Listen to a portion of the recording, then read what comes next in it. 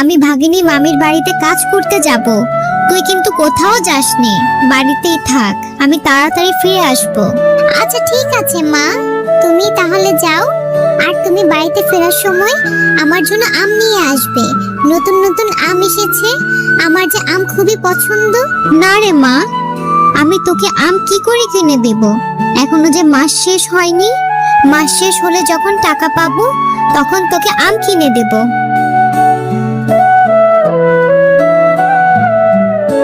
মা তো বললো আমাকে আম কিনে দিতে পারবে না। খুব আম খেতে ইচ্ছে করছে, আমি যাই। বান্টি ও বিনাদের বাড়িতে আম গাছ আছে, ওদের সাথে খেললে ওরা আমাকে একটি আম দেবে। ওই তো দেখা যাচ্ছে বিনা বান্টি বসে আম খাচ্ছে। কি রে বিনা, তোরা আম খাচ্ছিস? তোরা আজকে খেলবি না নাকি? জানিস আমারও না অনেক আম খেতে ইচ্ছে করছে, কিন্তু মাকে বলেছি, মা আমাকে আম এনে দিতে পারবে না। হ্যাঁ রে মিনা, আমরা খেলবো, তুই আম খাবি? আমাদের কাছে অনেক আম ধরেছে, আমার মাকে বলবো তোকে আম দিবে। কি বলছিস, আমাকে আম দিবি? আচ্ছা ঠিক আছে, চল আগে আমরা সবাই খেলে আসি, তারপরে না হয় তোর মার কাছে বলে আম খাবো। হ্যাঁ রে টুম্পা, খেলবো খেলবো, দাঁড়া এই আমগুলো খেয়ে নেই। ওই দেখ মাও চলে এসেছে। ও মামা, টুম্পা এসেছে।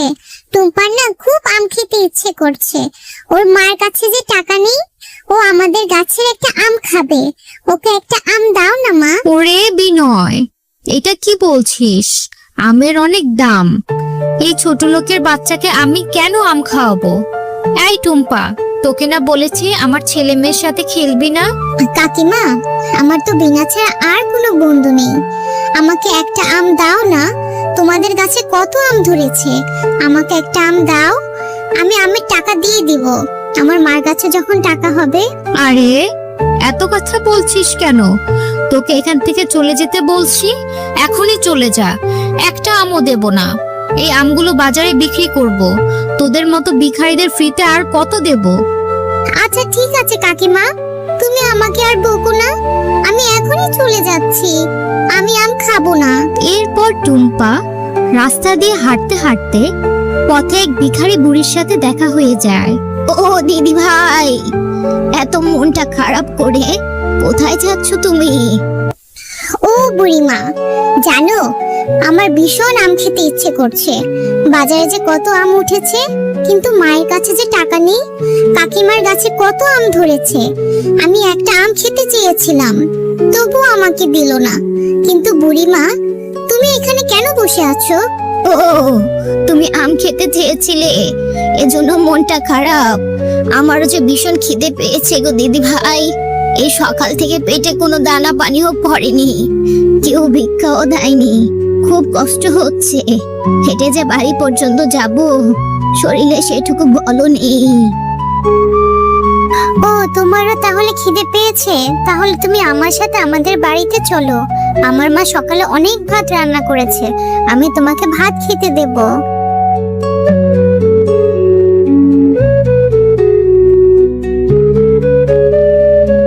দিদি ভাই, তোমার মা কোথায় গেছে? তোমার মাকে যে দেখছি না। তুমি বাচ্চা মানুষ, আমাকে ভাত খেতে দিলে তোমার মা তোমাকে বকবে যে। আমার মা শহরে কাজ করতে গেছে, আমার মা একটু পরে চলে আসবে। তুমি এখানে একটু বসো, আমি তোমার জন্য এখনই ভাত নিয়ে আসছি। এরপর মিনা ঘর থেকে ভিক্ষুক শিয়ালিনীর জন্য খাবার নিয়ে আসে। বুড়িমা, আমি প্লেটে করে ভাত নিয়ে এসেছি, তুমি তাড়াতাড়ি খাবারগুলো খেয়ে নাও, তোমার তো খুব খিদে পেয়েছে। খেয়ে দিয়ে এরপর তুমি আজকে আমাদের সাথে থেকে যাবে।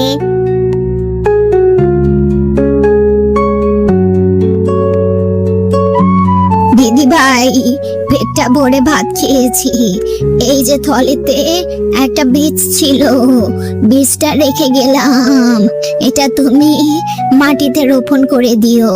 এই বীজ থেকে তুমি আম গাছ পাবে, সেই আম গাছে অনেক আম ধরবে। বুড়িমা, তুমি আমাকে আমের বীজ দিলে, কিন্তু এই আমের বীজ থেকে তো আম গাছ হতে অনেক সময় লাগবে। এখন আমার আম খেতে ইচ্ছে করছে, সে কত পরে আম হবে, তখন তো আর আমার আম খেতে ইচ্ছে করবে না। না গো দিদি ভাই, এই বীজ থেকে অনেক সময় লাগবে না। এই বীজ থেকে যে গাছ হবে, কালকেই তুমি আম খেতে পারবে। এবার আমি আসি গো দিদি ভাই। এরপর মিনা ভিক্ষুক বুড়ির দেওয়া বীজটি তাদের উঠানে পুঁতে রাখে।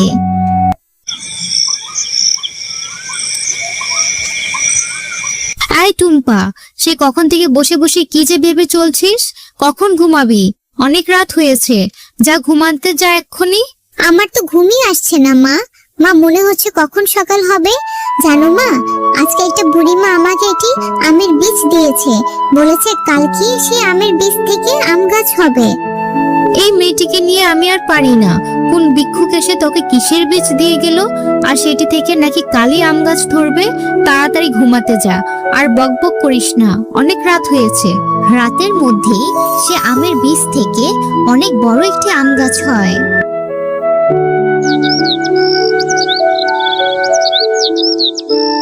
আরে টুম্পা তো ঠিকই বলেছিল, সে তো জাদুর বীজ থেকে কত বড় একটি আম গাছ হয়েছে।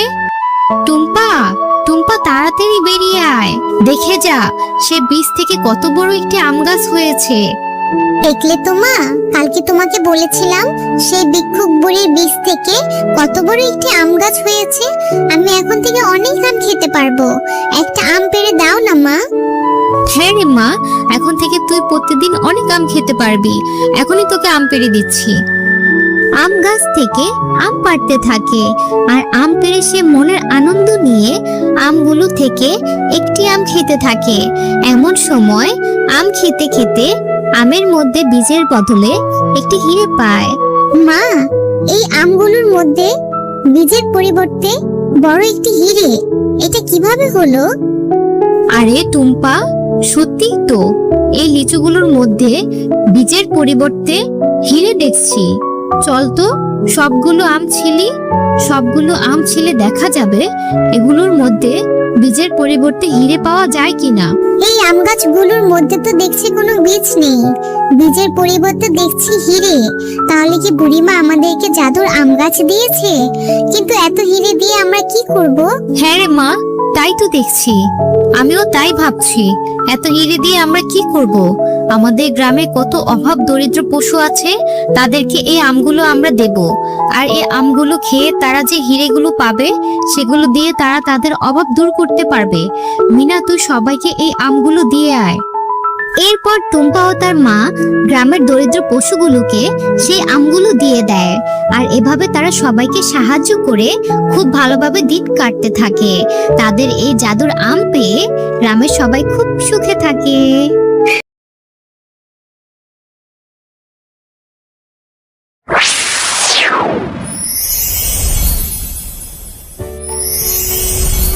আমি হচ্ছে জাদুর গাড়ি গাছ। এই গাছের গাড়ি কখনোই ফুরোবে না।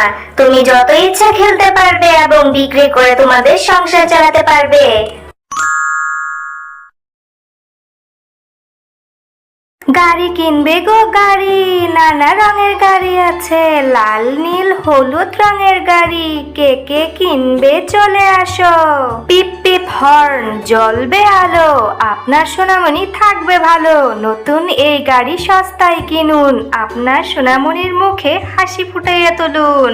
রঙিন চাকার দারুণ স্টাইল, বাচ্চার মুখে ফুটবে স্মাইল। নিতে চাইলে জলদি আসুন, সাশ্রয়ী দামে সেরাটি বাছুন।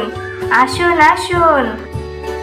ও কাকিমা, তুমি কত সুন্দর গাড়ি এনেছো।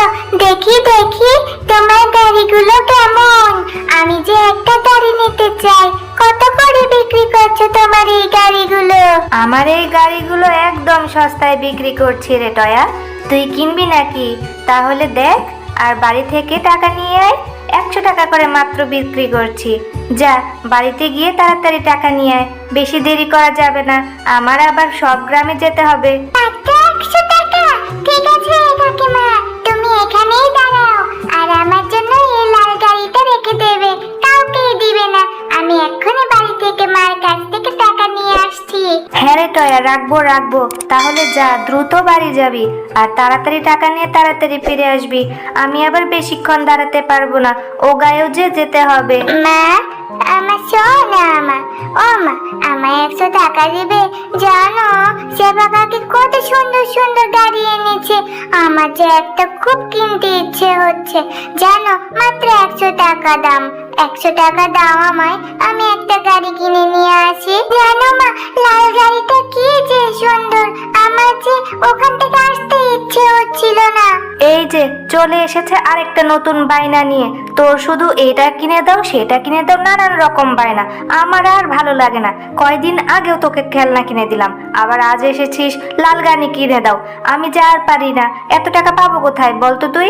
ও মা, আজই শেষ, একটা কিনে দাও না গাড়ি, আর বায়না করব না, সত্যি বলছি। আজ কিনে দিলে আর কখনো চাইবো না। আমাকে একটা কিনে দাও না লাল গাড়ি মা, প্লিজ। তোকে বোঝানোর সাধ্য আমার নেই। আমি 100 টাকা দিচ্ছি, গাড়িটা কিনে সোজা বাড়ি ফিরে আসবি, কোথাও দেরি করবি না। আমি একটু বাইরে যাব, কাজ আছে।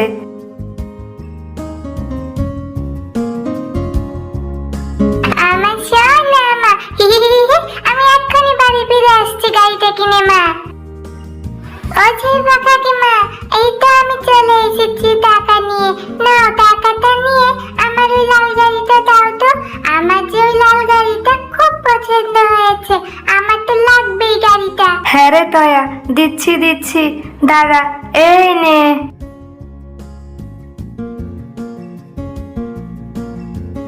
আচ্ছা কাকিমা, এবার আমি যাই, অনেক দেরি হয়ে গেল। আহা কি আনন্দ আকাশে বাতাসে, কি সুন্দর লাল গাড়ি আমার। যাই একটু বেলিকে দেখিয়ে আসি, আমার এত সুন্দর গাড়িটা দেখে বেলি খুব খুশি হবে। এই বেলি দেখ, কত সুন্দর আমি একটা লাল গাড়ি কিনেছি। বলতো সুন্দর না আমার গাড়িটা? ও মা, কি সুন্দর লাল গাড়িটা, তুই কখন কিনলি? কার কাছ থেকে কিনলি রে? চল রে বেলি, একটু খেলা করি, তারপর বাড়ি ফিরে যাব। মা এছাড়া বকবে বেশি দেরি করলে। বেলি, এবার আমি আসি রে, অনেক দেরি হয়ে গেল, বড্ড খিদে পেয়েছে। মাকে বলে এসেছিলাম তাড়াতাড়ি যাব, এবার আমি আসি রে। কি রে টয়া, তোর এতক্ষণে বাড়ি ফেরা হলো? সেই কখন গিয়েছিস লাল গাড়ি কিনতে? কোথায়? তোর তো গাড়ি হাতে দেখছি না। দে তো দেখি গাড়িটা কেমন, যার জন্য এত পাগল হয়ে গিয়েছিলি। না মানে মা, আমার একটা ভুল হয়ে গেছে।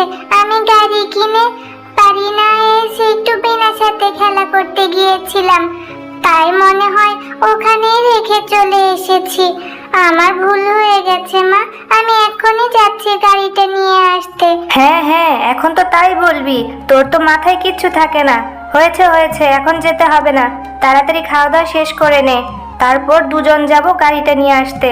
যা তাড়াতাড়ি। এ কি, গাড়িটা দেখি টয় রেখে চলে গেছে। এখন আমি এই গাড়িটা নিয়ে বাড়ি চলে যাব আর লুকিয়ে রেখে দেব। আর টয় আমাকে জিজ্ঞেস করলে বলবো, না না, আমি তো তোর গাড়ি দেখিনি, আমি তো ধরিও নি।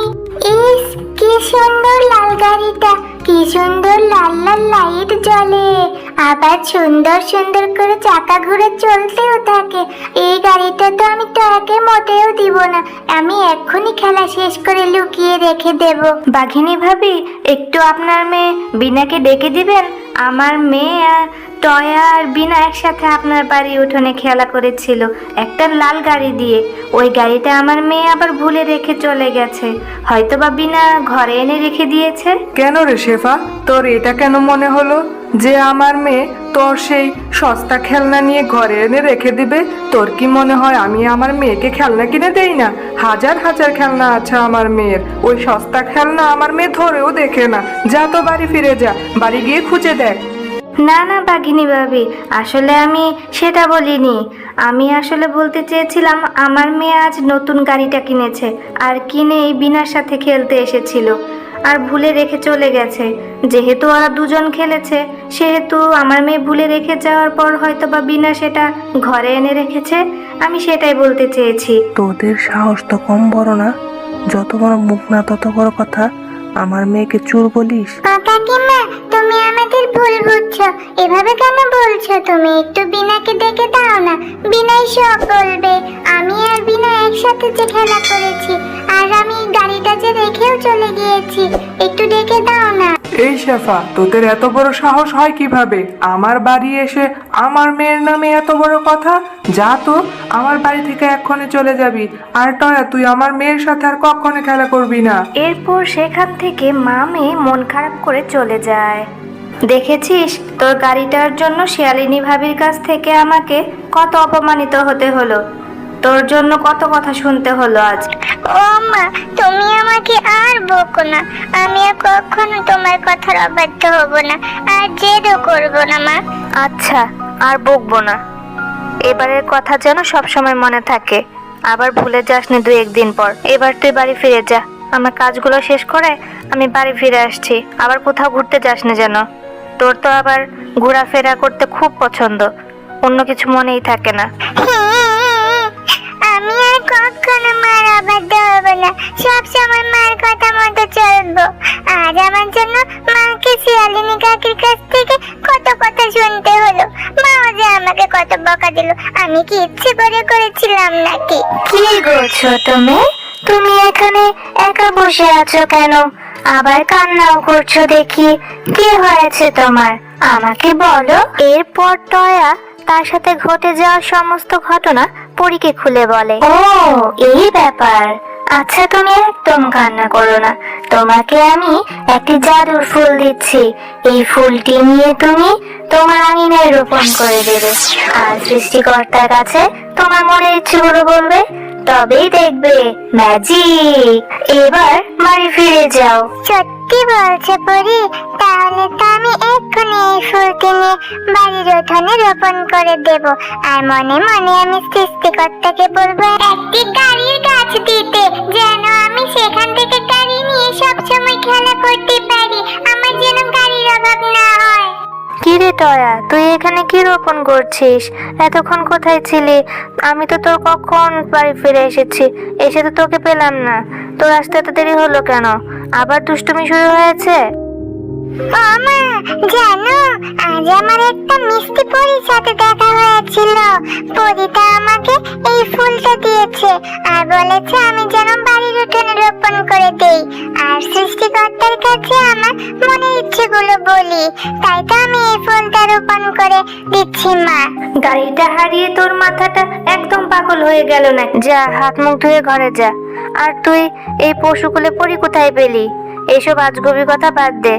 না মা, আমি সত্যি বলছি, আমার যে পরীর সাথে দেখা হয়েছিল। তুমি দেখো, এখানে না একটা সুন্দর মস্ত বড় একটা গাড়ির গাছ হবে মা।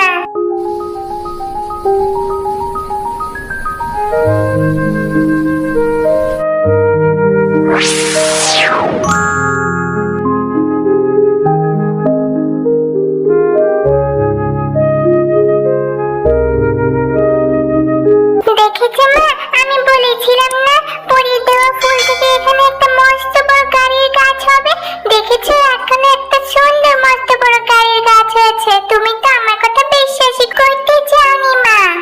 মা, তাই তো দেখতে পাচ্ছি কত বড় একটি গাড়ির গাছ হয়ে আছে। এবার আমাকে আর কোনো বাসায় কাজ করতে হবে না, এই গাড়িগুলো বিক্রি করে আমরা চলতে পারবো সুন্দরভাবে।